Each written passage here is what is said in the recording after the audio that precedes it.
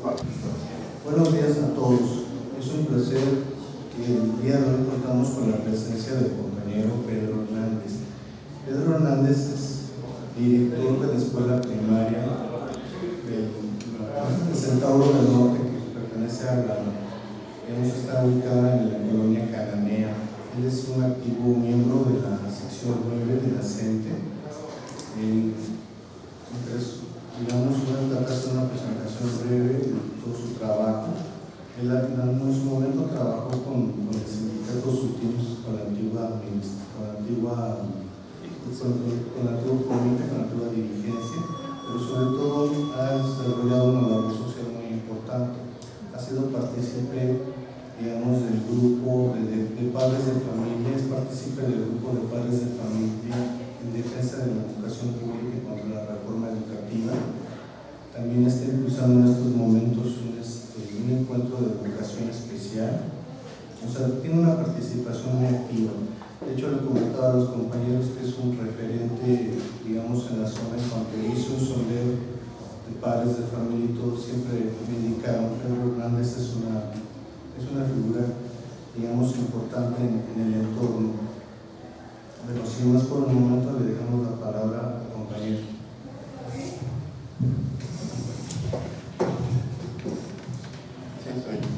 Buenas tardes. Buenas tardes. Les quiero compartir este texto donde dice que una persona le preguntó a un docente: ¿acaso no te importa que los niños se queden sin clase? Ellos no tienen la culpa.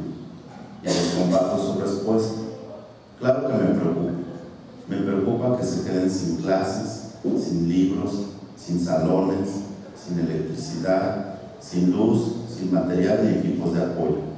Me preocupa que los padres sean los únicos responsables de pagar todos los gastos y el gobierno se deslinde totalmente de sus obligaciones con el sustento de la educación. Me preocupa que quieren evaluar a los maestros con un examen que aún no existe ni han determinado cómo es, y sin embargo dicho examen ya tenga el poder de despedir maestros. Me preocupa que ahora los maestros no sean parte de los trabajadores del gobierno, que los pongan a un lado para poder despedirlos sin indemnización. Me preocupa que ahora llegues a tus 70 años hecho una pasa, no te den la jubilación de todos tus años de servicio, y a esa edad no encuentres otro trabajo para mantenerte y llevarte un pan a la boca para ti y tu familia. Me preocupa que mis padres, que siempre estuvieron para los alumnos antes que para mí y que mantienen una familia, los despidan sin más ni más de una profesión que les costó una vida y tantos momentos familiares.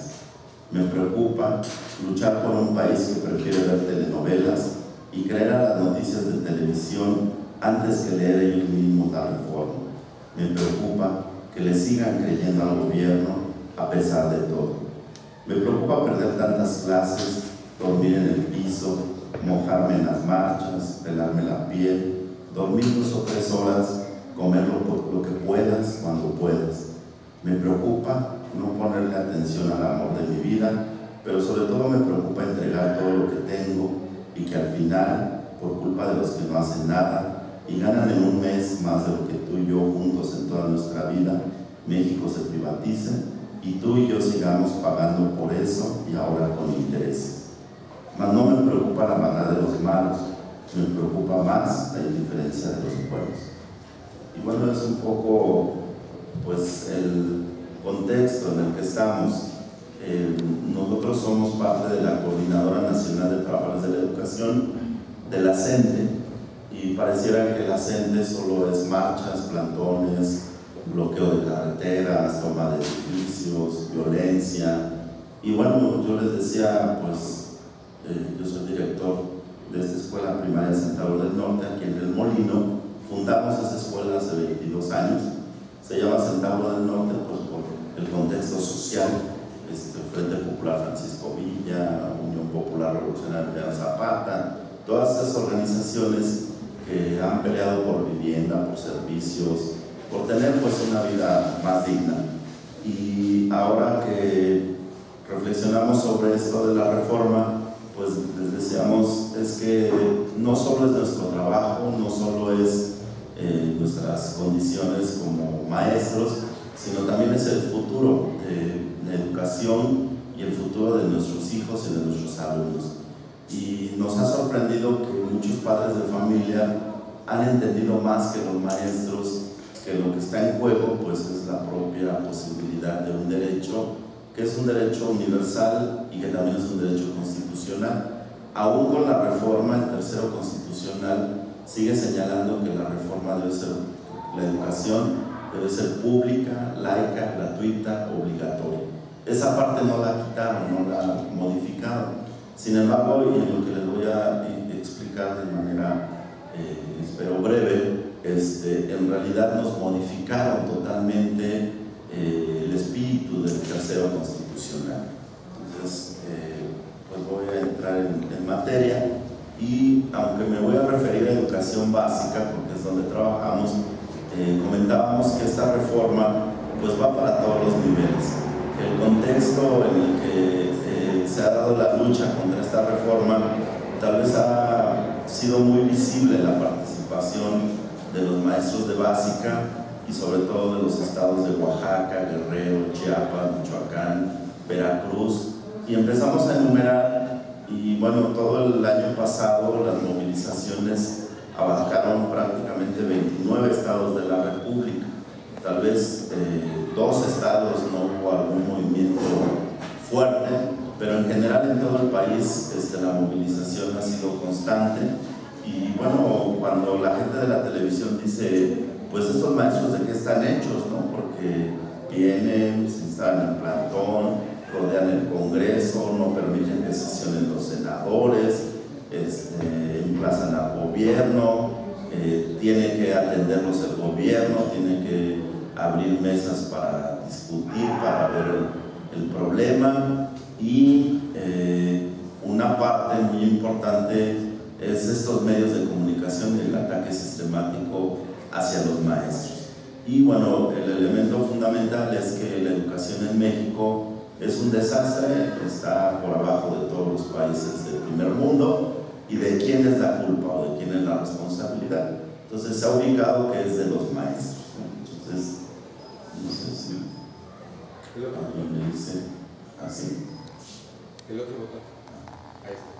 Bueno, esta fotografía precisamente es de madres de familia de mi escuela, de las Centauros del Norte, que han entendido esta parte y constituyeron un comité de madres en defensa de la educación pública. Y bueno, pues nos han acompañado en las movilizaciones, pero también han generado con los padres de familia de la escuela, pues el conocimiento de esta reforma, cómo nos afecta y toda esta parte. Esta reforma está enmarcada en el llamado pacto, dice por México. Nosotros le pusimos en realidad un pacto contra México, que es la culminación de una serie de acuerdos, alianzas, compromisos, y bueno, pues no es de este sexenio, prácticamente desde Salinas, desde el 92 ha estado insistiendo en esta reforma educativa. Y bueno, lo que nosotros concluimos es que en realidad es la privatización de la educación y la afectación de los derechos laborales de los trabajadores de la educación. ¿Por qué lo hacen a nivel de partidos políticos? Bueno, pues porque saben que ahí es donde tienen el mayor control, ¿no? Entonces, el PRI, el PAN, el PRD, el Verde, el PANAL, y bueno, cuando nosotros analizamos qué diputados votaron esta reforma, pues prácticamente fue una absoluta mayoría de todos los partidos. El único que digamos votó en contra fueron los diputados del PT, poquitos del PRD, y de ahí pues párenle de contar, porque todos estuvieron de acuerdo que era necesaria esta reforma. Pero nosotros decimos que ni es una reforma educativa ni es de Peña Nieto. ¿Por qué decimos esto? Bueno, porque hay una serie de poderes llamados fácticos que en realidad son quienes están mandando cuáles son las reformas que tienen que hacerse en este país. En primer lugar, pues está la Organización para la Cooperación y Desarrollo, la OCDE, Entonces, en estos documentos, primero se llama Avances de las Reformas de Educación Básica, el segundo es el Acuerdo de Cooperación México-OCDE para mejorar la calidad de la educación de las escuelas mexicanas, pues ha señalado el tipo de reformas que supuestamente nuestro país necesita. ¿Quién dirige la OCDE? Pues un mexicano, y pareciera que tendríamos que sentirnos orgullosos de que es un mexicano, ¿no? Ángel Gurría. Pero en realidad pues se le ha señalado como el ángel de la dependencia, porque desde toda su vida pues ha promovido no los intereses de México, sino los intereses pues extranjeros. Y perdón, ¿cómo me regreso? Eso está bien.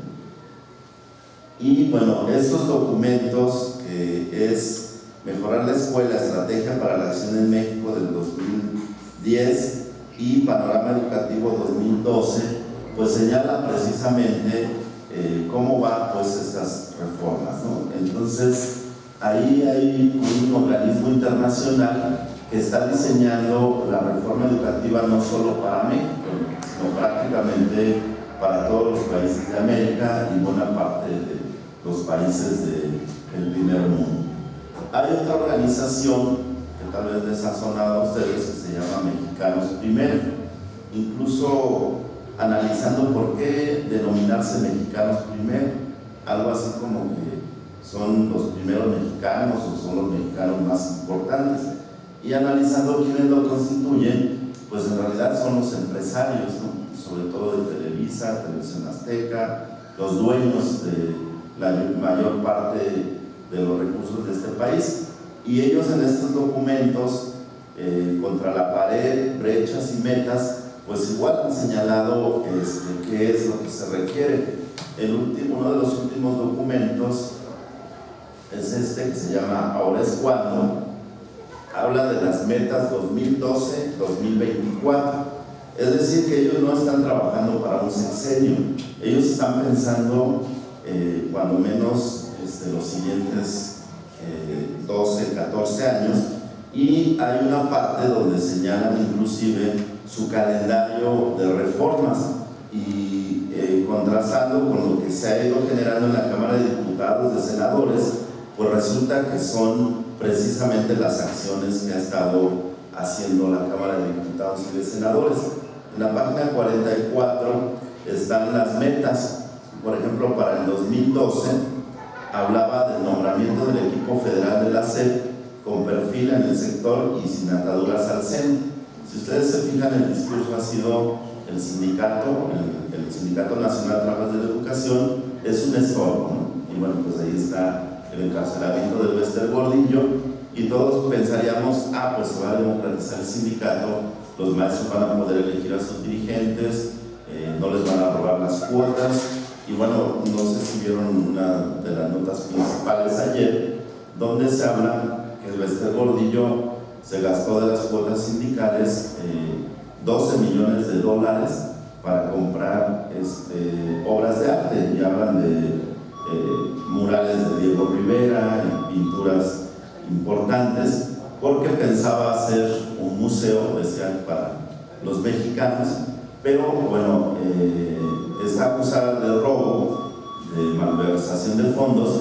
Sin embargo, no ha ido a fondo el asunto. El que ahora quedó como presidente del CENTE, Juan Díaz de la Torre, pues era el que le autorizaba los cheques entre 6 y 8 millones de pesos mensuales, solo para sus gastos personales, porque pues la señora tenía gustos, estaba un poquito estrafalarios, pues, en su vestido, en sus bolsas, en sus zapatos. Bueno, regresando a este calendario, dice que en el 2013 debían establecerse atribuciones claras del INE, que tendría que establecerse un servicio profesional docente. Para el 2014 tendría que revisarse el decreto de presupuestos de la Federación, que tendría que estar aprobada la reforma de la Ley General de Educación y su reglamentación federal, que tendría que existir un nuevo reglamento de condiciones generales de trabajo, y para el 2015 habla de tener un primer ciclo completo de evaluación universal a los docentes. Para el 2016 habla del establecimiento de colegios de profesores en cada estado, es decir, que ellos dicen que no deben de existir los sindicatos, sino solo asociaciones profesionales, y que entonces los sindicatos estorban. Para el 2017, entre otras cosas, habla de concluir la reforma a las normales, y así cada año va diciendo qué es lo que van a ir haciendo. Para el 2020, formación continua con trayectos personalizados para el colectivo docente, y bueno, pues llega hasta el 2024, donde dice que el 85% de todos los niños y niñas que ingresaron a primero de primaria a finales de agosto de 2012 deberán concluir su educación obligatoria como egresado de tercero de bachillerato. El 70% ingresará a educación superior, y bueno, plantea que menos de 0.1% de los estudiantes en el nivel inferior deben de alcanzar un puntaje promedio de los países de la OCDE. Es decir, que la intención es que para el 2024 deberíamos de tener el nivel educativo de los países de la OCDE. Y recién publicaron apenas el INE, este es un documento muy reciente que se llama El Derecho a una Educación de Calidad, Informe 2014. Todos estos documentos están en línea, creo que sería conveniente revisarlos y checar qué es lo que están planteando. Este que les acabo de mencionar de Mexicanos Primero se llama Ahora es Cuando. Si ustedes ponen así en el buscador, Ahora es Cuando, va a aparecer todo este documento completo. Y este reciente del INE, El Derecho a una Educación de Calidad. Y bueno, por ejemplo, hace 10 días, en su penúltimo artículo, Hugo Apoites, que ahora es el rector de la UACM, se decía sorprendido que era un informe, un diagnóstico que reconoce que las condiciones por las que atraviesa la educación precisamente tienen que ver con condiciones sociales y económicas, y que entonces es una contradicción que este Instituto Nacional de Evaluación Educativa esté diciendo, bueno, el problema es de fondo, el problema es estructural, porque la reforma, nosotros hemos señalado que no es una reforma educativa porque no atiende precisamente las necesidades educativas, sino está enfocada a la situación laboral y administrativa. Bueno, dice Mexicanos Primero 4 caminos. Primero, recuperar la rectoría del Estado. Ellos plantean que el sindicato, el CENTE, el Gordillo, los charros, que le llamamos nosotros los de la coordinadora, se habían apropiado también de la educación. Un segundo camino necesario es la profesionalización de los docentes, un tercero es el gasto transparente y eficiente, y un cuarto es la autonomía de las escuelas. Viéndolo así, podríamos pensar, pues es una reforma que intenta resolver los graves problemas en los que está metida la educación. Bueno, ¿qué hemos encontrado en esta reforma? Primero, que las televisoras tienen un interés fundamental porque se convierte en un mercado muy atractivo. El mercado de la educación significaría o significa miles de millones de dólares con posibilidades pues de hacer negocios, y entonces lo que está en este ataque sistemático contra los maestros, en realidad el interés es económico, cómo entrar a las escuelas y cómo tener participación pues del presupuesto educativo. Bueno, en un primer momento está la reforma del tercero y 73 constitucionales, y de él derivan 3 leyes: la ley del Instituto Nacional de Evaluación Educativa, la Ley General de Educación y la Ley del Servicio Profesional Docente. Es decir, una primera etapa fue la reforma constitucional al tercero y 73, una segunda, las llamadas leyes secundarias, que son estas 3, y acaba de pasar un tercer proceso jurídico y legislativo, que es la llamada armonización de las leyes estatales, es decir, poner cada ley de educación de cada estado al mismo criterio y nivel de esta reforma al tercero 73 y a las leyes secundarias.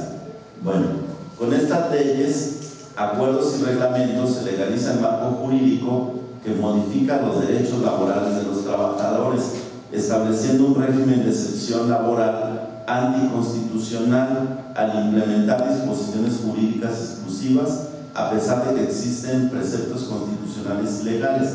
¿Por qué no se fueron a una reforma al 123, apartado B, que es el que nos corresponde? Bueno, checaron, si se acuerdan, sucedió primero la reforma laboral, ya a finales del sexenio de Calderón, donde pusieron a tono esas condiciones laborales de todos los trabajadores. Lo que están haciendo con la reforma educativa es poner igual a tono las condiciones laborales de los trabajadores de la educación. Bueno, esto significa un nuevo régimen laboral, reglamentación que norma el proceso de ingreso, promoción, reconocimiento y permanencia de los maestros. Cuando hablan de ingreso, pues es precisamente el empleo de los nuevos maestros. La promoción significaría el cómo avanzan a los niveles directivos, el reconocimiento, cómo se inyectan recursos, porque la visión que tienen es que entonces hay que estimular a los buenos maestros y castigar a los malos maestros. ¿Cómo? Bueno, pues dando bonos, dando reconocimientos, incluso económicos, a aquellos maestros que presenten buenos resultados. Y si se acuerdan, bueno, en el caso de educación básica, varios años tuvimos la aplicación de la prueba de enlace, y bueno, pues ahí se decía, esta escuela tiene tales niveles, este maestro presenta estos niveles, y había un estímulo económico para los maestros y para las escuelas que salían con mejores resultados. El ciclo escolar que inicia en este ciclo escolar, la SEP tuvo que suspender la aplicación de la prueba de enlace porque se dio un nivel de corrupción tal que entonces, antes de la aplicación de los exámenes, estos estaban circulando y había venta, pues así prácticamente, de los exámenes, y bueno, pues eso era trampa, no se puede llamar de otra forma, y reconocieron entonces que los resultados que generaban estas pruebas en realidad no eran tan objetivas, sino que estaba pues ahí ya la cuestión de la corrupción. Un punto muy importante es que el salario entonces está en función del desempeño docente a partir de los resultados obtenidos en la evaluación. Está el aumento de la jornada y la intensidad de trabajo, y bueno, pues hay una serie de violaciones a nuestros derechos, como que sustituye el trabajo docente, ya no se le llama trabajo docente, ahora se le llama servicio profesional. Desaparece el derecho a la inamovilidad en el empleo. Para nosotros de básica se supone que por ley teníamos que a los 6 meses un día teníamos derecho a la plaza base y luego el derecho a la inamovilidad, que significaba que si el docente no solicitaba cambio de su centro de trabajo, pues tenía que permanecer en ese centro de trabajo. Ahora el criterio es necesidades del servicio, se dice, ¿no? Entonces usted va a ir a donde haga falta un maestro y puede ser cambiado arbitrariamente. Desaparece o imponen contratos por tiempo definido. Ahorita tenemos una problemática fuerte en el caso de la sección 9. Somos maestros de primaria, de preescolar y de educación especial. Entonces, para agosto vamos a tener alrededor de 8,000 maestros, tal vez que no vuelvan a ser contratados porque están por periodos de 6 meses o menos, es decir, por contratos temporales. Eso significa que no se está generando antigüedad, no se está ganando la plaza, y se pretende que todas las plazas estén dentro del llamado concurso de plazas. La productividad y no la experiencia define estímulos y ascensos, legaliza la subcontratación, que es conocido también como outsourcing, se anula la intervención sindical, es decir, que el sindicato, bueno, de por sí tenemos un sindicato charro, bueno, ahora con esta reforma, el sindicato es hecho completamente a un lado. Ayer se anunció que el sindicato, el CENTE, el Comité Ejecutivo Nacional, en la negociación logró un incremento del 3.5% de salario.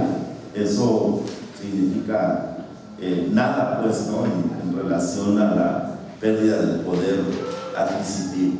Hay condiciones administrativas en lugar de derechos laborales, y bueno, en estos 5 puntos nosotros le llamamos precarización en el empleo. Esto está contemplado en la Ley General del Servicio Profesional Docente, y prácticamente en estos momentos tenemos serias dificultades para que todos los docentes conserven, pues, su empleo, ¿no? ¿Por qué decimos que es una reforma impuesta? Porque carece de legitimidad, porque no tiene elementos pedagógicos, educativos, porque reemplaza valores históricos por los del mercado, porque responsabiliza a los maestros de la baja calidad educativa e impone una evaluación punitiva.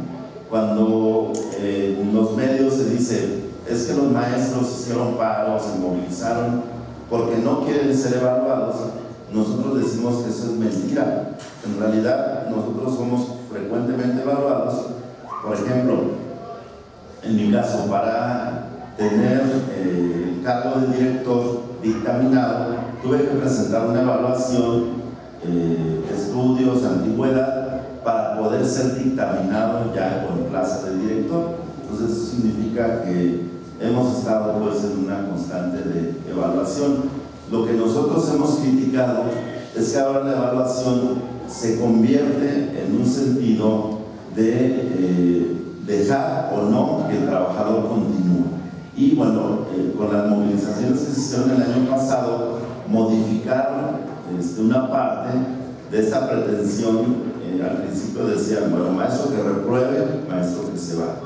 Ahora lo pusieron como el maestro presenta un examen, no lo aprueba, durante un año recibe capacitación, lo vuelve a presentar, tercera vez no lo aprueba, cambia de funciones. Y se está planteando que entonces un docente podría pasar a funciones administrativas. Pero, y ahí creo que también hay que entender, a los nuevos maestros sí les están planteando que a la segunda evaluación que no la aprueben se van, o sea, ya no podrían seguir participando. Esto entonces se convierte en una evaluación punitiva que define si continúas en tu trabajo o no. Tal vez podríamos pensar, bueno, pues los buenos maestros deben de pasar la evaluación. El problema que tiene ahora el INE es que ha tenido que reconocer que un examen no puede definir quién es un buen o mal maestro. No sé, yo entiendo que aquí ustedes tienen procesos institucionales también de evaluación, pero no se refieren solamente a un examen. Entiendo que hay una serie de elementos que permiten o que evalúan, y que además entiendo todavía se da en algún sentido colegiado, o sea, tiene que haber un grupo, no es una persona o no es el directivo el que aplica la evaluación y define quién se queda o quién se va. En nuestro caso lo que están planteando es que habrá una evaluación para todos. En un primer momento se intentó llamar universal, nos negamos a ir a esa evaluación y tuvieron que cancelarla porque la mayoría de maestros no nos presentamos a esa evaluación.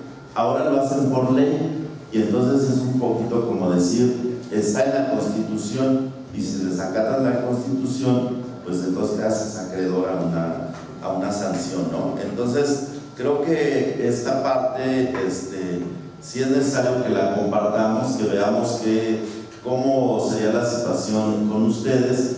Esta iniciativa que se ha presentado en la Asamblea Legislativa, si tiene también este carácter, y cómo intentan poner a tono a nivel medio o superior en la Ciudad de México, pues la reforma educativa.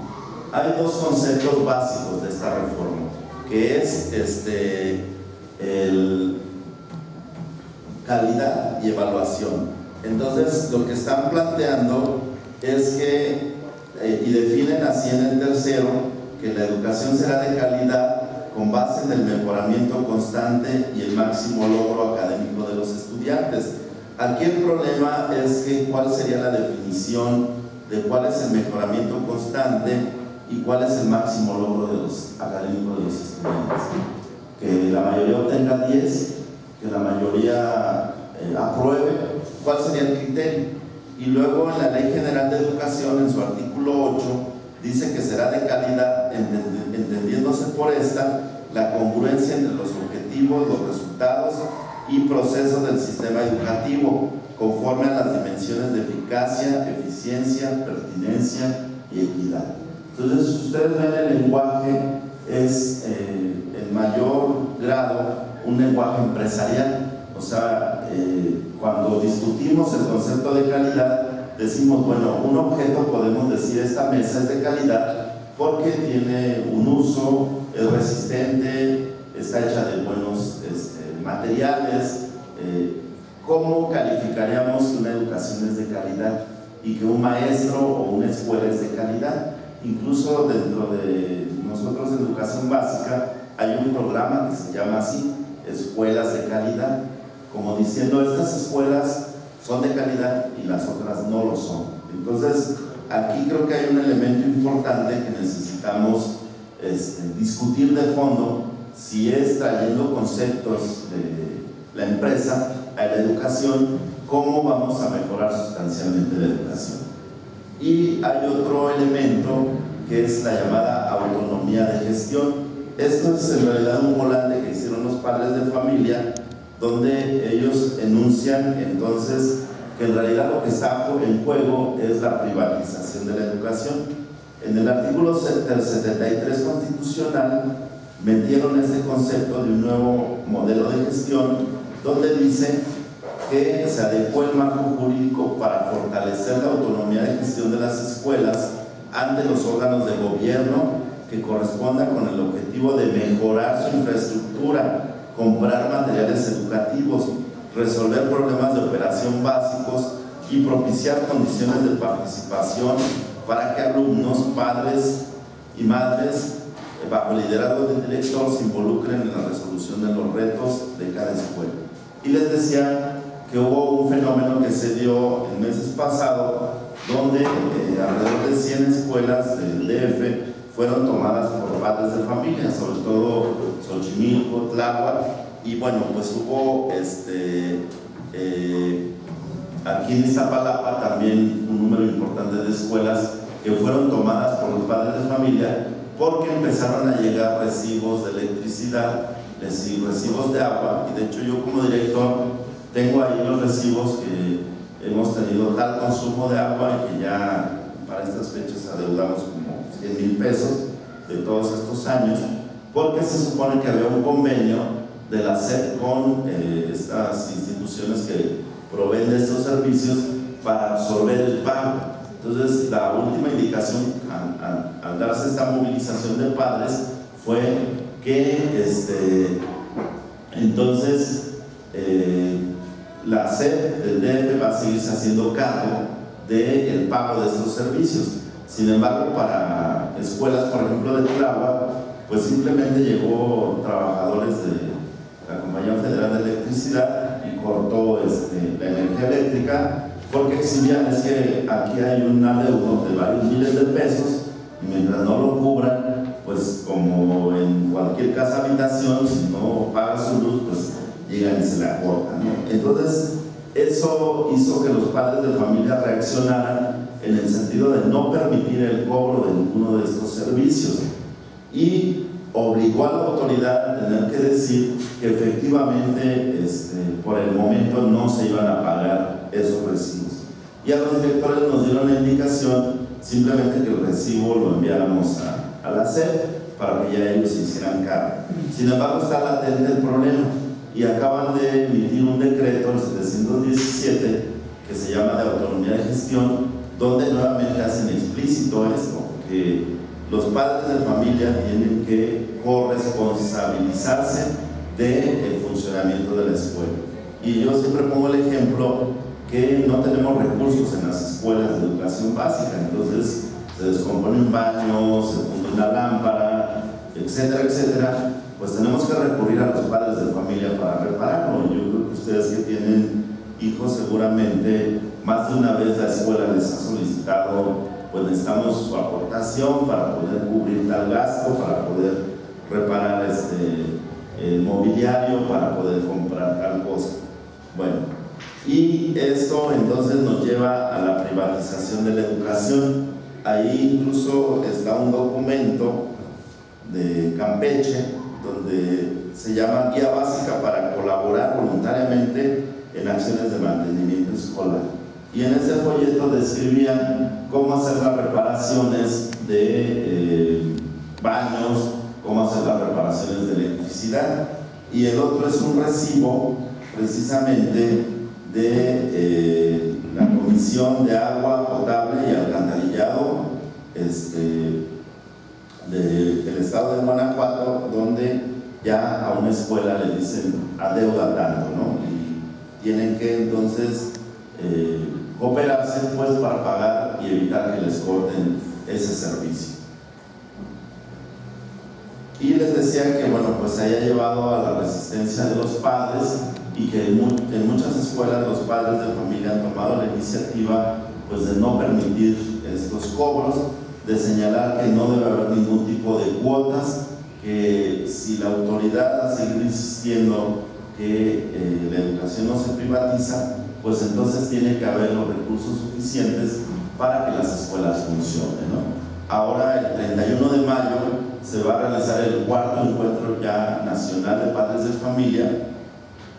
Va a ser ahí en el plantón del Monumento a la Revolución y en el auditorio del ESME, que está en Insurgentes. Si pudieran enviar una comisión sería bueno, pues para que conocieran también la lucha de los padres a nivel nacional. Ellos se han organizado ya en una coordinadora nacional de padres de familia, y bueno, padres de familia de estados como Quintana Roo, Campeche, Chiapas, Veracruz, Oaxaca, han avanzado en la organización propia. Entonces yo creo que es un sector muy importante porque ellos viven pues así que en carne viva pues todas estas situaciones de carencias en las escuelas. Bueno, nosotros como coordinadora definimos 3 vías para enfrentar esta reforma. Una vía política, que es la movilización, y bueno, que ha ido en todo esto que ustedes han visto, de marchas, de caravanas, de, por ejemplo, los marchos del Guerrero, el movimiento del año pasado muy fuerte, cuando bloquearon la autopista del Sol y bueno, todo lo que hubo ahí, hasta el plantón que se mantiene ahí en el Monumento a la Revolución, que fue desalojado violentamente del Zócalo, y que también del Monumento a la Revolución intentaron desalojarlo, que hubo ahí resistencia y que bueno, pues digamos que nos quitaron de la parte visible, donde están estas fuentes, y estamos ahí atrásito, ¿no? Este plantón se ha mantenido ya 1 año y bueno, pues la movilización va a continuar. El próximo 15 de mayo, Día del Maestro, pues ya es una tradición también, que es una movilización. En este caso, a las 10 de la mañana vamos a salir del Metro San Cosme, que estaba ahí la Normal Superior, hacia la Secretaría de Gobernación, porque se ha entregado un pliego petitorio de 10 puntos básicos al gobierno, planteando que tiene que ser resuelto. Y en primer lugar, pues la exigencia de la abrogación de la reforma educativa sigue siendo nuestra demanda principal. Si pudieran participar también sería muy importante. El 15 de mayo nosotros decimos que no es de fiesta, que es de lucha y de protesta. Una segunda vía que definimos fue la vía jurídica, y yo creo que también ustedes escucharon que miles de docentes interpusimos amparos, ¿no?, contra esta reforma, contra las leyes secundarias, y en estos momentos en varios estados se han entregado amparos contra la armonización de las leyes estatales. ¿Cuál ha sido el resultado de esto? Bueno, que más de 200,000 trabajadores de la educación hemos entregado amparos, y en estos momentos están en revisión en la Suprema Corte de Justicia. Sabemos que pues la justicia, la aplicación de la justicia en este país está torcida y bueno, pues aún la Suprema Corte de Justicia, que pudiera considerarse el máximo órgano de impartición de justicia, pues tiene también o responde a intereses. Se está planteando por ellos que dado la cantidad de amparos van a ser como una selección, porque no fue un único amparo, o sea, hay una variedad ahí dependiendo de los abogados que asesoraron y todo eso, ¿no? Entonces la Suprema Corte de Justicia está diciendo que en función de una selección que va a hacer y del fallo que aplicaría, pues lo haría extensivo a todos, es decir, que nos quitaría el derecho a audiencia, el derecho a presentar otras pruebas, el derecho pues que se aplique, ¿no? En todo caso, esta cuestión del amparo. Sin embargo, ha sido importante porque eso nos ha permitido organizarnos, nos ha permitido que muchos maestros digan, bueno, pues le entramos en esa vía jurídica, ¿no? Y la tercera es lo que hemos llamado la vía pedagógica, que es la construcción de una propuesta alternativa a la reforma educativa. Entonces, todo el año pasado, incluso con acuerdo con la Secretaría de Gobernación, realizamos 13 foros a nivel regional, estatal y nacional, donde demostramos la inviabilidad de la reforma, pero que además hay una propuesta, una serie de propuestas que se están haciendo desde las comunidades, desde las escuelas, desde los maestros. Ahora, el 13, 14 y 15 de junio, vamos a realizar el sexto Congreso Nacional de Educación Alternativa. Le deja al compañero la convocatoria, y bueno, lo que estamos trabajando ya es cuál sería un modelo educativo alternativo al de la reforma, y ahí hay avances importantes. Oaxaca, la sección 22, tiene todo un programa para la transformación de la educación en Oaxaca. En estos momentos ellos detuvieron completamente la reforma ahí, y con el gobierno del estado y la cámara local acordaron realizar 37 foros sectoriales en todo el estado, apenas culminaron la semana pasada, para elaborar una nueva ley de educación en el estado que contemple pues las demandas del movimiento. Enrique Peña Nieto, el ejecutivo, ha planteado meter controversias constitucionales porque dice que, entre otros, el estado de Oaxaca está en desacato a la reforma educativa. Entonces aquí hay una situación también de que se está violentando la autonomía del estado para decidir sobre sus propias leyes. Ellos parten que como es una reforma constitucional, entonces todas las demás leyes estatales deben de estar, como se dice, armonizadas a la reforma federal. Sin embargo, vivimos en un país federal donde se supone que cada estado tiene también su autonomía para decidir sobre sus leyes. Entonces aquí hay un debate importante. En el terreno pedagógico, entonces, lo que estamos diciendo es que la reforma educativa, si no es con la participación de los maestros, no es viable, y que la resistencia entonces se va a dar también en las aulas y en las escuelas. Y ahí, bueno, hemos tomado iniciativas de generar otras propuestas y otras formas de enseñar y de aprender en las escuelas. En este Congreso Nacional lo que vamos a hacer es revisar los avances que ya hay en Oaxaca, en Chiapas, en Guerrero, en Veracruz, en Michoacán, y conocer otras experiencias educativas. Estamos invitando a algunos investigadores de carácter internacional, pues para saber qué está pasando en países como Bolivia, como Ecuador, como Venezuela, como Cuba, que han desarrollado otros procesos educativos fuera de estos marcos de la reforma de la OCDE. Y el otro elemento importante, este documento que se llama Análisis y Perspectivas de la Reforma Educativa, también lo pueden encontrar en línea, y es la memoria y resolutivos de los foros que realizamos el año pasado. Ahí participaron investigadores como Hugo Aboites, como Hugo Casanova, como Antonio Candela, el rector de la UACM, Manuel Pérez Rocha, fue el relator nacional de estos foros.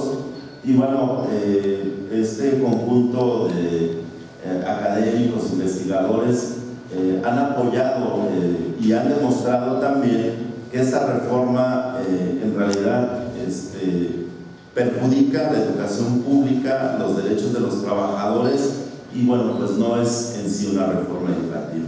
¿Qué es lo que estamos planteando? Que deben abrogarse estas reformas, que se tiene que generar un debate nacional y popular sobre educación, que tendría que hacerse una consulta formal y sistemática sobre los retos de la educación, impulsar una verdadera transformación educativa, mantener la demanda de una educación pública, laica y gratuita, y bueno, nosotros hablamos de una educación integral, una educación que responda también a la diversidad que tenemos cultural, social, política, lingüística, que no es posible que se homogeneice un pensamiento único, que no es posible, por ejemplo, libros de texto iguales para todos, y bueno, nosotros que defendemos los libros de texto gratuitos también decimos que tiene que haber libros de texto propios de las entidades y de las regiones y de los pueblos, porque simplemente, por ejemplo, en Oaxaca pues, hay una diversidad muy grande y no es posible que se estandarice. El problema que tenemos ahora con este modelo es que intenta estandarizar todo. Bueno, ¿cuáles son las perspectivas de esta lucha? Y nosotros pensamos que sí vamos a derrotar esta reforma, que ha sido pues una lucha ardua, que ha implicado un esfuerzo muy grande, que cada vez que maestros de distintos estados vienen a la Ciudad de México, pues implica un esfuerzo muy grande, económico, físico, y bueno, pues aquí la protesta está más viva que nunca, ¿no? La semana pasada culminamos 5 caravanas que salieron de los estados de Oaxaca, Guerrero, Michoacán, Veracruz, Chiapas, hacia prácticamente todo el país. Entonces, en la asamblea que tuvimos el domingo, se hizo un reporte de que se visitó alrededor de 8,000 escuelas en todo el país, se visitaron casi 150,000 trabajadores de la educación, se realizaron mítines, conferencias de prensa, visitas, reuniones con otras organizaciones. Entonces la coordinadora tiene ya esa capacidad de poder actuar localmente y también poder actuar nacionalmente. Vamos en el sentido de construir una propuesta, de hacerla valer, pero sobre todo de la defensa de la educación pública. Si ustedes ven, las demandas fundamentales no son ahora por salario, no son por mejores prestaciones. Lo que estamos diciendo es que si no defendemos a la escuela pública, no tiene futuro este país, ¿no? Y creo que ahí eso nos implica a todos, pues, y que qué bueno que se dé esta posibilidad de conversar con ustedes.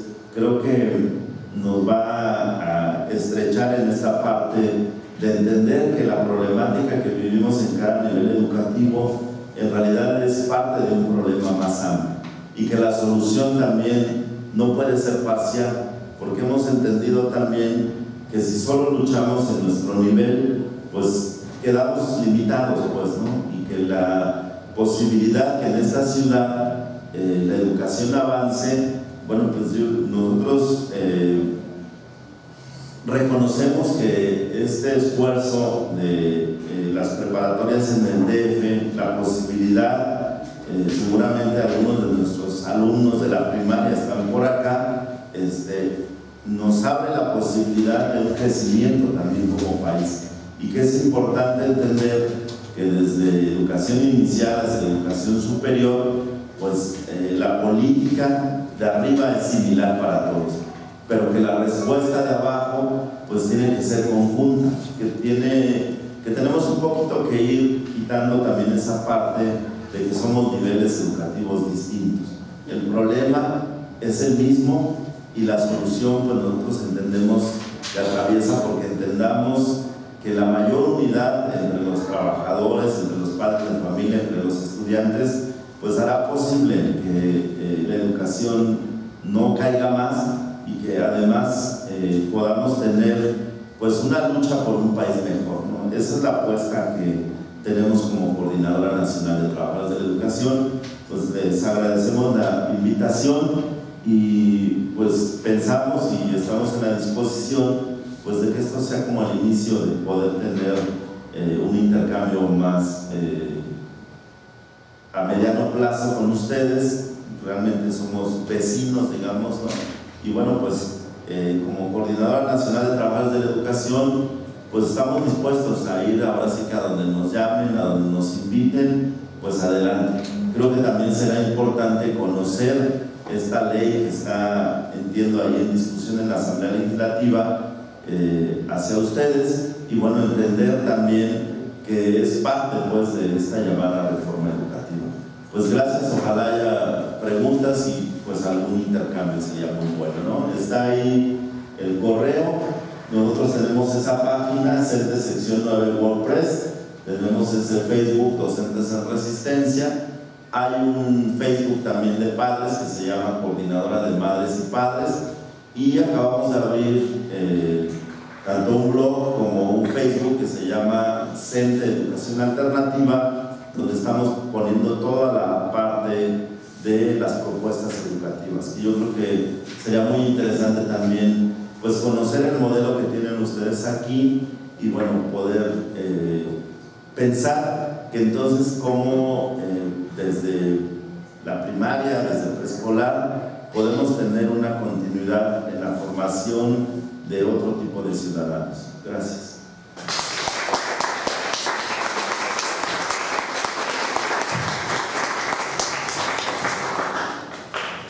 Agradecemos enormemente la presentación del compañero Pedro Hernández.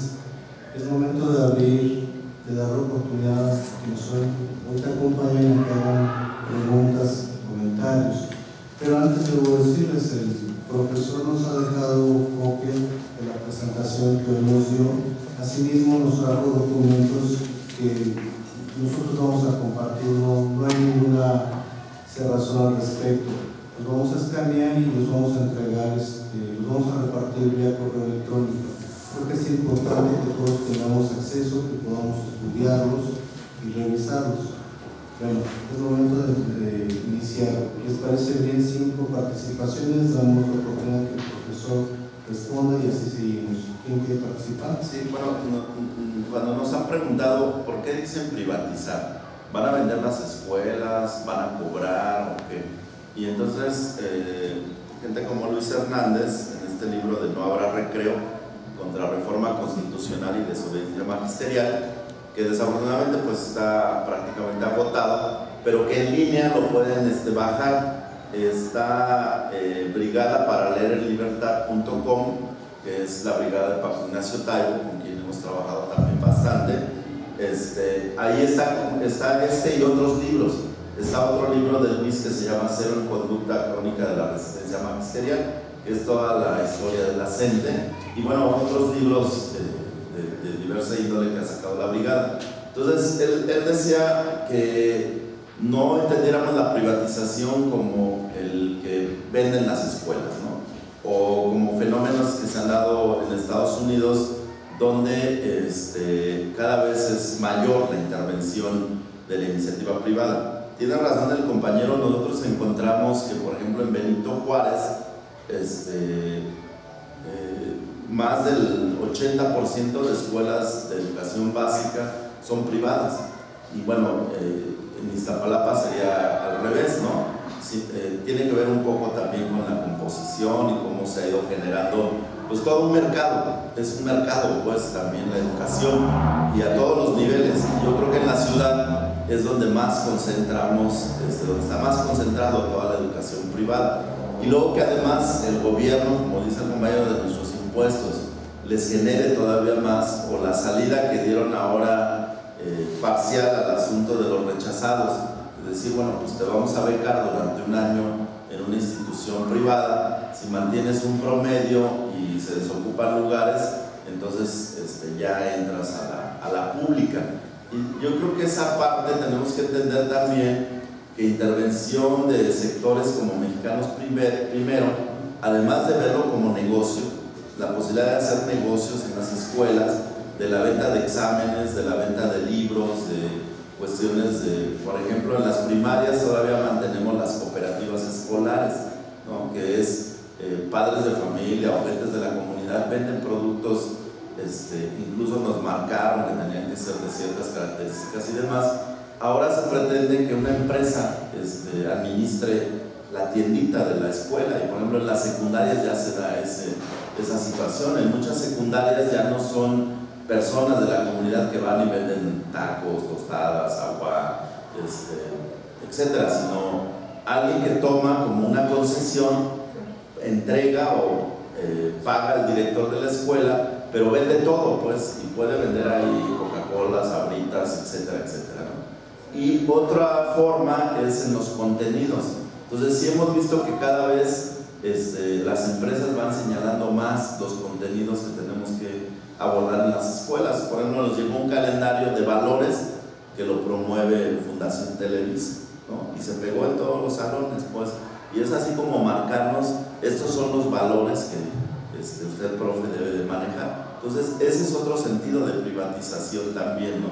Y bueno, pues lo de las cuotas yo creo que es muy claro, ¿no? Ahorita la batalla que se va a dar en este ciclo escolar es porque no se cobre ninguna cuota en las escuelas, pero eso también depende de cómo logramos que el gobierno del Distrito Federal, el gobierno federal, las delegaciones inviertan en las escuelas, ¿no? Porque es terrible, pues, o sea, por ejemplo, en la escuela nosotros tenemos un mobiliario de hace 10 años, entonces está deteriorado, pero hace 2 ciclos escolares hubo escuelas del oriente de la ciudad que tuvieron que ir al Zócalo y plantarse ahí con los mesabancos rotos, porque había mesabancos todavía de 2 que ya pedagógicamente son obsoletos, no puedes hacer equipos, no puedes moverlo de otra forma, esas mesabancos pegadas, el asiento y la mesita, pues, ¿no?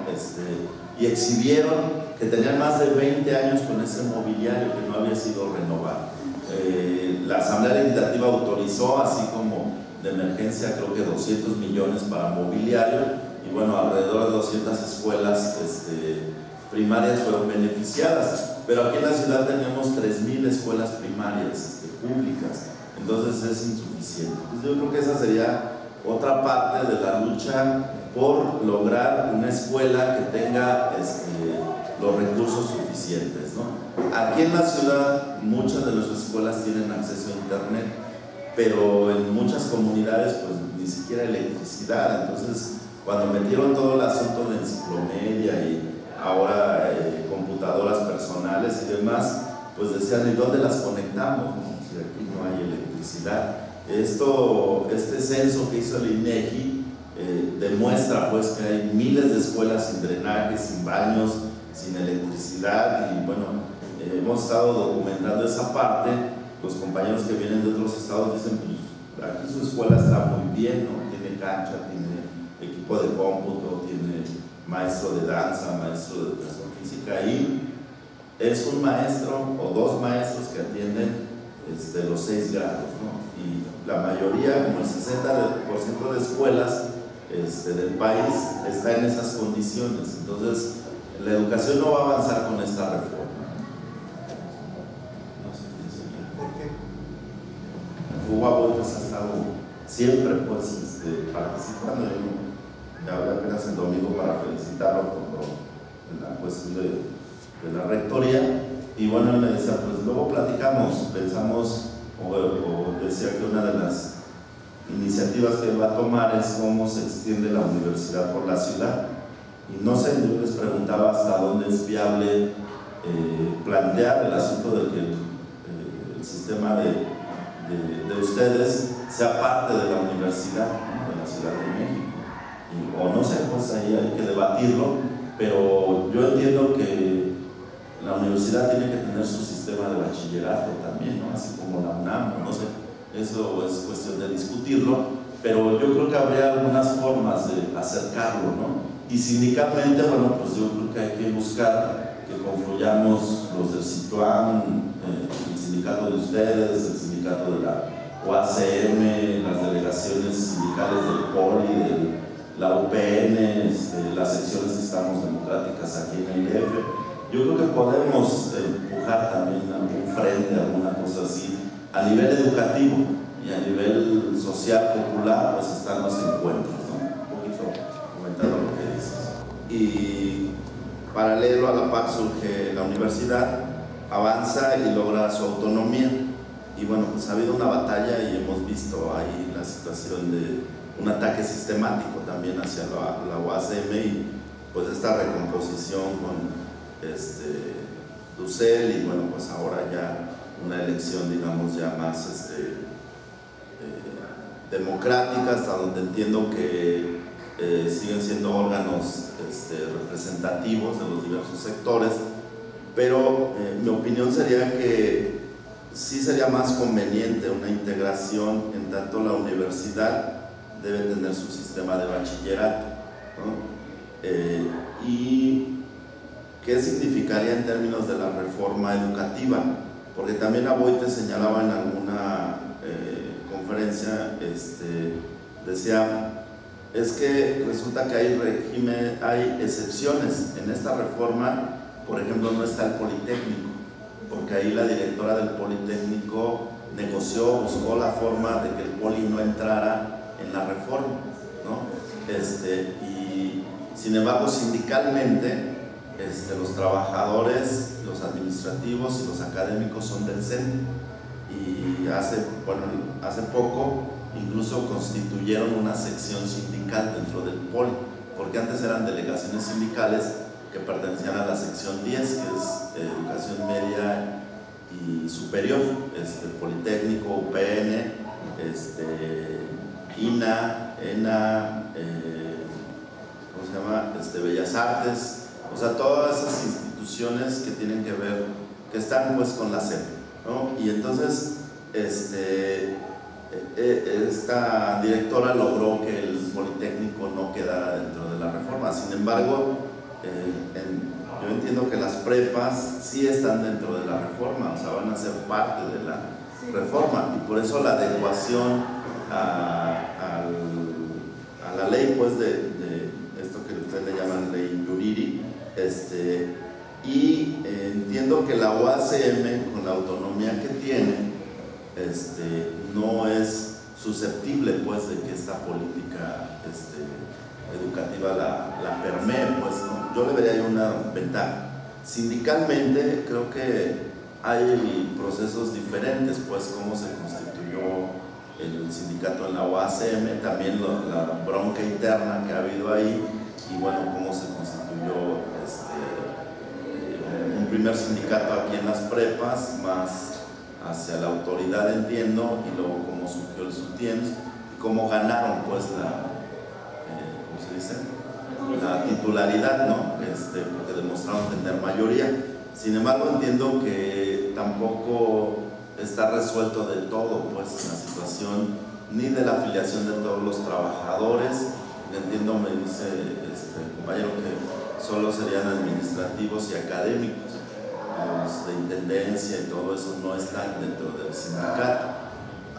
Nosotros sindicalmente siempre nos han dividido. Entonces, por ejemplo, en mi primaria, muy concreto, los maestros de educación física son de la sección 10, que es charra, pues, que está con los charros.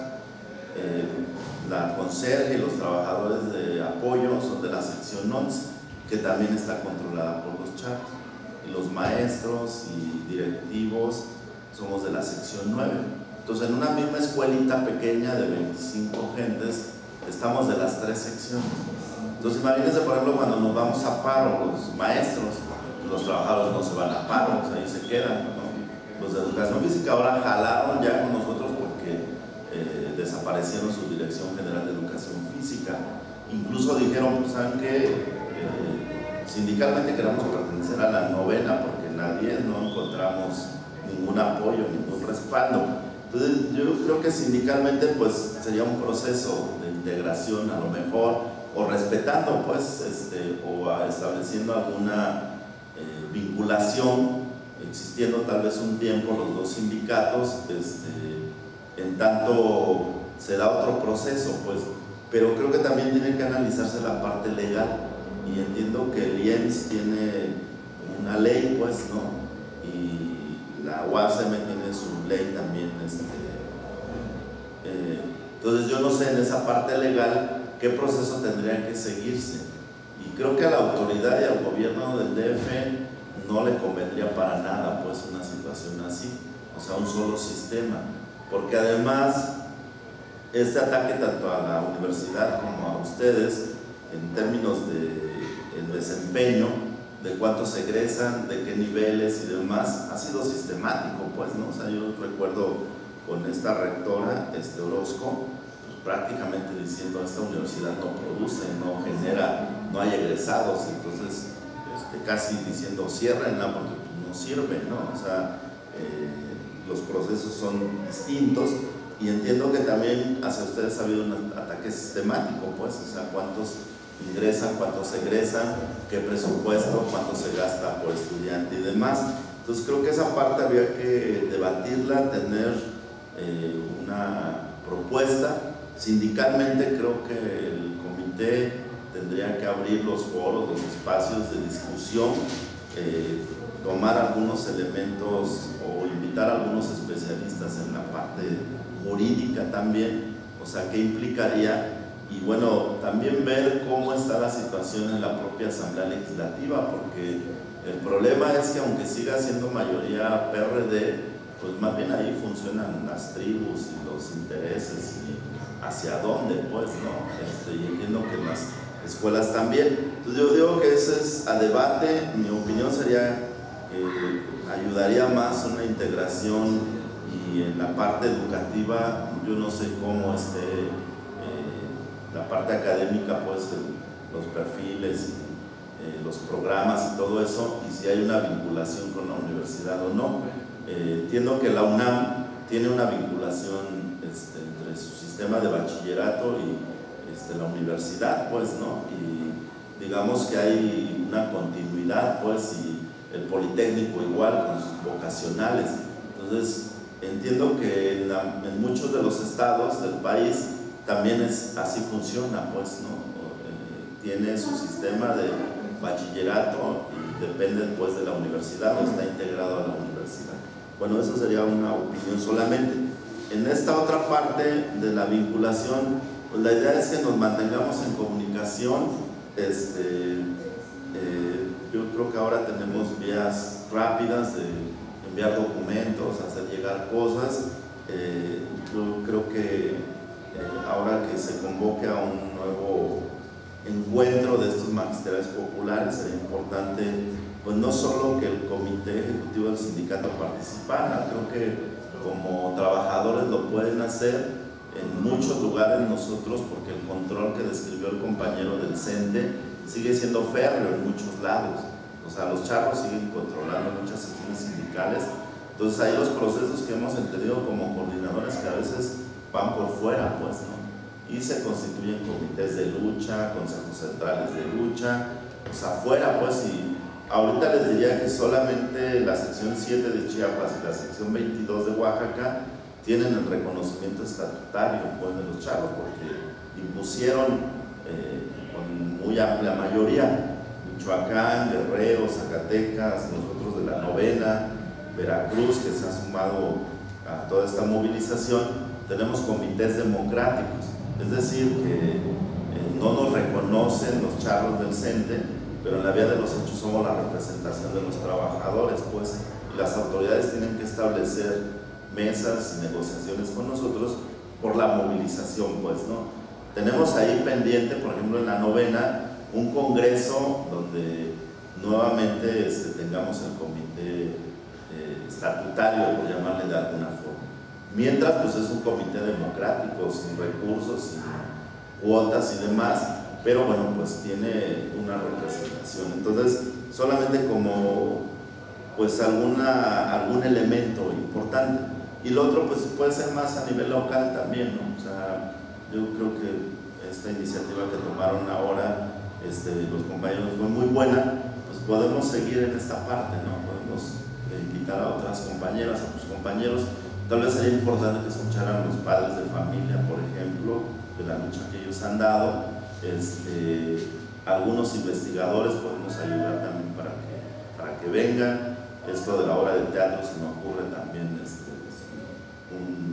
algo que pueda ayudarnos pues a organizarnos, ¿no? Y bueno, pues los eventos que tenemos en puerta, como el Encuentro Nacional de Padres de Familia el 31 de mayo, si va algunos compañeros sería bueno para que escuchen también a los padres de familia de otros estados. Si algunos compañeros pudieran ir al Congreso Nacional de Educación Alternativa, sería muy bueno para que vean pues ya los procesos de construcción de modelos educativos que se están dando desde la parte democrática y que ha costado pues muchísimo, ¿no? Porque es fuera de lo institucional prácticamente, ¿no? Pero hay estados como Oaxaca que prácticamente tienen un modelo educativo ya distinto, Michoacán. Les traía ahora un video que acaba de sacar Canal 6 de Julio, que se llama Queridos Maestros. Entonces bueno, ya está en las redes, pueden ahí también obtenerlo, y eso nos está sirviendo pues para difundir también la lucha de la coordinadora. Se llama Queridos Maestros, apuntes sobre una falsa reforma educativa. Dura como 50 minutos. A lo mejor eso puede en otro momento hacerse una proyección y podemos venir y comentar, ver algunas cosas de las que se hace un recuento de lo que ha significado esta lucha, mucho en esta perspectiva pues de los poderes fácticos, la intervención de Mexicanos Primero y todo eso, ¿no? Ya está en YouTube, lo pueden ahí ver, o podemos hacerles llegar una copia. Hay otro video que sería importante también que lo conocieran, que se llama Granito de Arena. También ya está en las redes. Eso lo hizo una cineasta norteamericana, pero muy buena. Narra una parte de la historia de la CENTE y empieza precisamente con la desaparición física de la normal, es decir, que la destruyen, pues la amarrazos, la tiran, porque las normales rurales en este país pues habían sido una opción para muchos hijos de campesinos, pero también, como la propia Bester alguna vez dijo, nidos de guerrilleros, ¿no? Y bueno, pues ahí está Yotzinapa, Mactumaxá, Tenería, bueno, todas las normales. Actualmente solo sobreviven 17 de 34 que hubo en la mejor época de las normales. Y precisamente en ese video de Granito de Arena empieza con esa reflexión que aprobaron un crédito del Banco Mundial si desaparecían la normal. La normal todavía existe en estos momentos, pero ya no tiene su sistema de internado. Ahora becan a los muchachos para que busquen dónde vivir alrededor de la normal, cuando la normal tenía dormitorios, comedores, campos, o sea, toda la situación para que estuvieran bien los muchachos. Quisieron hacerla como agropecuaria, no lo lograron, sí resistieron, sigue siendo una normal, y bueno, todas las normales han tenido un ataque sistemático, ¿no? Entonces, ahí es lo que decía la compañera, o sea, son planes no diseñados aquí, sí tienen una visión de acabar con la situación popular de la educación y acotar lo más posible, ¿no? Incluso esta revista que se llama Contralínea, este último número, la subimos también ahí a las redes. Precisamente en su último número habla de escuelas pobres para niños pobres, ¿no? Y escuelas ricas para niños ricos, y cómo en esta situación de discriminación también, pues no sé, a nivel medio y superior también se plantea, ¿no? Con Alep, CETIS, CEBETIS, etcétera, así como terminales, ya no hay mucha opción para los jóvenes, una demanda muy grande hacia las prepas de la UNAM, hacia las vocacionales, y bueno, una cuestión también de discriminación muy fuerte, ¿no? Entiendo que aquí en el asunto pues debería de apuntar hacia el crecimiento del sistema de prepas del gobierno del DF y les digo de la propia universidad, ¿no? O sea, que tendría que ampliar pues la matrícula y todo eso. Les voy a dejar un documento que ahora ha sido como un poquito nuestra guía, se llama Plan Estratégico, y una buena parte de esto que les describí, aquí se menciona, se va diciendo cómo encontramos que necesitamos fortalecer simultáneamente muchas cosas, y entonces tal vez la virtud de la coordinadora ha sido que se ha ido renovando, pues, ¿no? A mí me tocó el movimiento del 89 que decía compañero, que rescatamos varias secciones, pero ahora se ha ido renovando, pues hay nuevos cuadros, hay nuevos compañeros que se van sumando. Entonces yo creo que la coordinadora va a mantener su lucha bastante tiempo. Con esto de la reforma educativa incluso crecimos en términos de ampliarnos a muchos otros estados donde antes no había gente, pues, de la coordinadora. Ahorita prácticamente en todos los estados hay núcleos organizados de la coordinadora, ¿no? Entonces el gobierno la tiene difícil porque no es sencillo, hay una experiencia, hay una persistencia, y pues digamos que no somos nuevos, ¿no? Y en esta última parte que dice el compañero, pues recordar que la huelga es el medio que tenemos los trabajadores, pero que la tenemos que preparar, que tenemos que tener el convencimiento, que tenemos que tener también las formas de resistir, porque, bueno, va en una situación también de salarios, va en una situación de sobrevivencia de nuestras familias, pero nosotros hemos entendido en toda esta lucha que la parte social es muy importante, ¿no? Y que entonces, si no logramos tener un consenso social, bueno, pues el ataque de las televisoras es sistemático, ¿no? O sea, nos movilizamos inmediatamente, es otra vez los maestros, ¿no? Y luego pareciera que ya cualquier cosa, hasta uno a veces lo toma así, en broma, llegué tarde, porque los maestros seguramente ahí algo hicieron, ¿no? No siempre somos los maestros, pero creo que muchas veces sí lo somos. Y bueno, también ahorita está un debate, nosotros tenemos un debate, vamos a movilizarnos masivamente el 15 de mayo, aquí en la ciudad y en todos los estados. Pero el sábado tenemos una asamblea, pues para en el corto plazo hacia dónde vamos, porque también se desgastan las cosas, ¿no? Entonces, por ejemplo, los maestros de Oaxaca, que han sido pues los más persistentes, sí en este último periodo se la vieron muy difíciles con los padres de familia y con las comunidades. Si les dijera que de las 2 semanas de vacaciones que tuvimos en la SEP, ellos trabajaron una semana. El 5 de mayo, que hubo suspensión oficial, trabajaron. Sus movilizaciones ahorita en la ciudad son por las tardes, porque entonces va un poco como el compromiso, pues, ¿no? Dicen, para poder avanzar y llegar, por ejemplo, a la huelga, necesitamos que los padres nos respalden. Pues sí. Pero fíjense que, por ejemplo, en Chiapas se dio otro fenómeno, se movilizaron masivamente y hubo un momento en que fueron los padres los que empujaron a los maestros. Y bueno, compañeros que vinieron, que estuvieron aquí, nos decían, pues es que los padres nos decían, maestro, váyase a la lucha. Les digo, yo creo que necesitamos trabajarle mucho, pues, ¿no? O sea, ya en un nivel muy local, en la escuelita en la que estoy, los padres nos respaldan porque pues estamos ahí constantes, ¿no? Con el trabajo, con la participación, con la cuestión cultural, con la cuestión de los niños, o sea, preocupándonos, pues, y ocupándonos, porque podríamos solo darles un discurso, pero ya no es suficiente. Ahora que tomaron la escuela, había padres que no estaban de acuerdo, porque decían, ¿y dónde voy a dejar a mi hijo? ¿No? O sea, porque somos guardería también, ¿no? Entonces, cuando ya les dijimos, aquí vamos a estar, vamos a trabajar aquí afuera, ¿no? Algunos hasta respiraron, ¿no? Así como que sí, ya voy a tener donde dejarlo, y ya consiguieron una lona, mesas, sillas, se armó ahí, afuera de la escuela. Pues un campamento, pues ahí, ¿no? Y ahí nos pusimos a dar clases y aprovechamos para visitar otras escuelas, pero nos falta mucho todavía. O sea, hay muchos lugares donde son los maestros los que nos hacemos para atrás, pues, ¿no? A veces ya en el momento más fuerte de la lucha.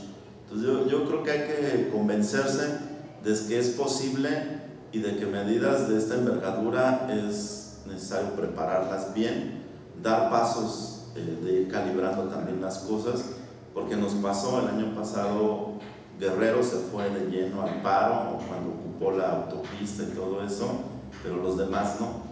Luego Michoacán, después Oaxaca, después Veracruz. Entonces a veces es un problema de sincronizar todo, ¿no?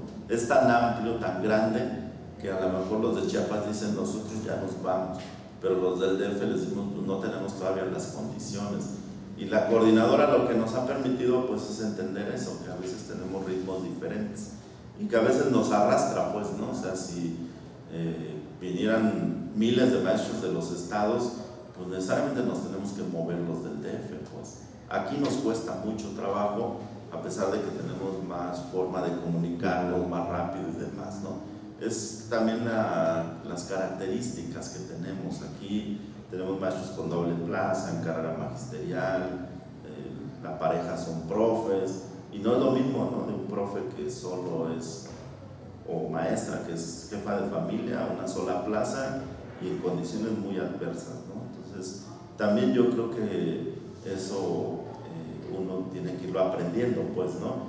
Y entiendo que en el nivel de ustedes, pues ya se dan otros fenómenos también, ¿no? De formación, de otros empleos, de otras perspectivas, etcétera. Pero creo que no deben dejar pasar la ley, pues, porque es poner a las preparatorias totalmente en esta reforma, ¿no? Yo creo que hay que moverle ahí y sí plantear, incluso con el tema electoral, que ahí nos vemos en las elecciones, pues, o sea, somos también ciudadanos y podemos ejercer también eso. Y fíjense que hay experiencias, nos platicaban de Canadá, por ejemplo, donde los profes lo hacen campaña, si un partido o partidos están fastidiándolos, hacen campaña para quitarlos, pues, para que no salgan en la siguiente elección, y los profes podemos tener esa capacidad. O sea, en el caso de nosotros estamos en todo el país, en el pueblo más pequeño hay una escuelita y hay un maestro, y a veces no alcanzamos a entender que tenemos esa fuerza. No es solo la fuerza que tenemos como trabajadores, sino la posibilidad que tenemos de influir en otros muchos, ¿no? Ustedes tienen a sus estudiantes, a lo mejor los padres de familia ya no vienen aquí, pero seguramente les va a preocupar si hay una afectación en la cuestión económica, en las cuotas, en muchas de estas cosas, ¿no? Entonces yo creo que entender que socialmente necesitamos también irnos fortaleciendo, ir aprendiendo y apoyarnos, porque desafortunadamente pues vemos por ahí que los maestros de no sé qué están en huelga y que por acá otros, y pues hasta que no nos toque, ¿no? Yo siempre pongo este pensamiento que dice que primero vinieron por los comunistas, pero como yo no era comunista, pues no hice nada. Después vinieron por los negros, pero como tampoco yo no era negro, pues menos. Y luego vinieron por los judíos, pero como yo tampoco era judío, pues no hice nada.